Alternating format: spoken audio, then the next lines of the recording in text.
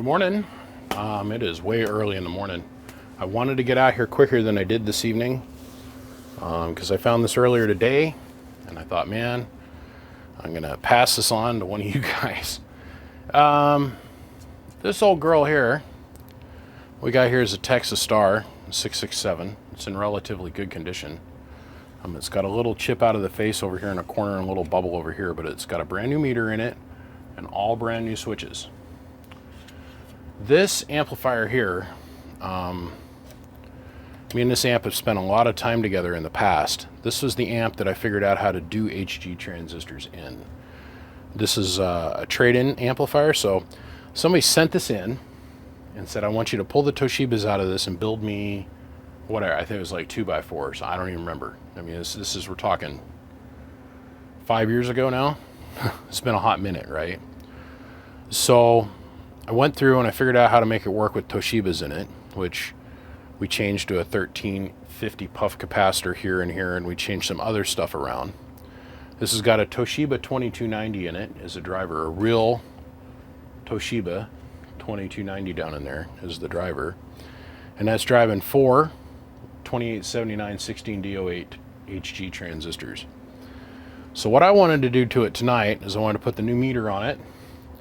I want to put new switch covers on it, which these things are like impossible to find at the time of filming this video, by the way.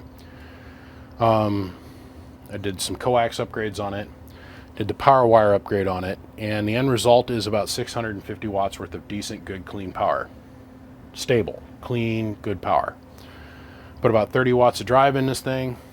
It's going to run forever. Please note the lid is in really good shape. There's relatively rust-free. The vinyl on the outside is in minty mint condition. And it's got 4 rubber feet on it, because this amplifier is designed to sit like this.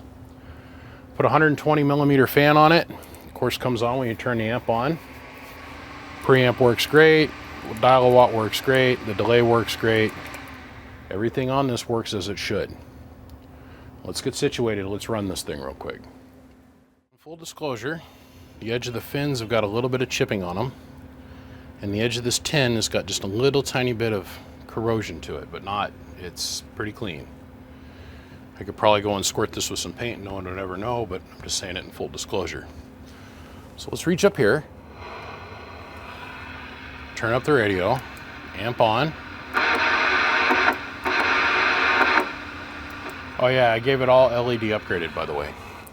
So the preamp is working. I did upgrade the preamp. I changed out the transistor that's in here, so it took it to the one that's, I can never remember the part number right off the top of my head, but it's got a 15 to 20 dB lower noise amplification rectification. Take two. Click. Okay, here we go.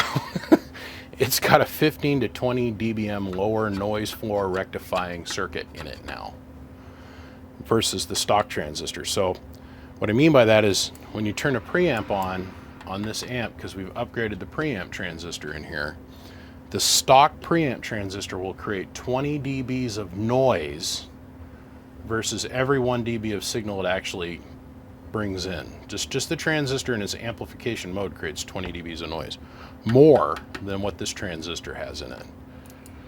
So power, receive amp, dial-a-watt, delay. All LED. The push buttons on the front of this thing are all brand new. They're not faded. They're not chipped. As you can clearly see, they're all pretty. So, okay, like I said, low drive. Of course, this is up, and that is down. Up and down. So let's grab the 2950 bench radio, and let's go over here and take a look at our amp output gauge tool. I mean, bird watt meters. At 012. We're gonna put about 25 watts into it, 25-ish, give or take. 1,000 watt slug in peak, 1,000 in average. 5 watt slug in reverse back from the bird, 10,000 watt dummy load. And then course up here, we have a 5 watt slug in between the radio and the amplifier. At 012, that's our pass-through tune. Let's go ahead and turn the amp on. At 012, 12, 12, 12. That's our input. It's nice and low. And now, let's go over and take a look at our bird meter setup. Widen this back up. At 012. At 012. So let's go ahead and we'll engage our dial-a-watt. At 0.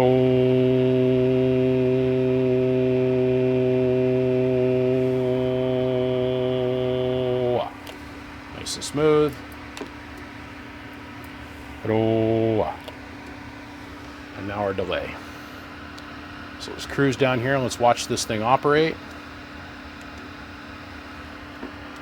We're going to key it up, unkey. Back the camera up, key it up, unkey. It's our delay for sideband.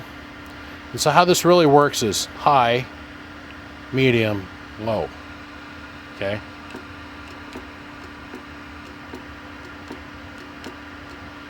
And delay. So this thing works as it should. It's got the good transistors in it.